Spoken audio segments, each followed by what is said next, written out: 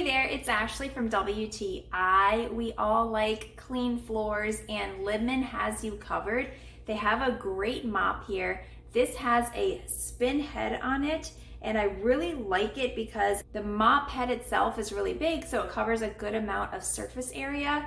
And with kids and animals, you're probably cleaning your floors often like I am, so it's nice to have a mop that is easy to use.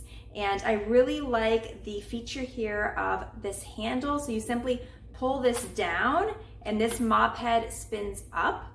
And then to lock it in place, you can just pull it back again and it works really well. It also has nice grips here on the handles and you can extend this or you can put it shorter if you need this mop handle shorter.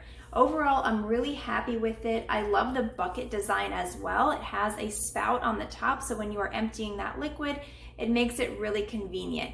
Also, the carrying handle is horizontal with the bucket.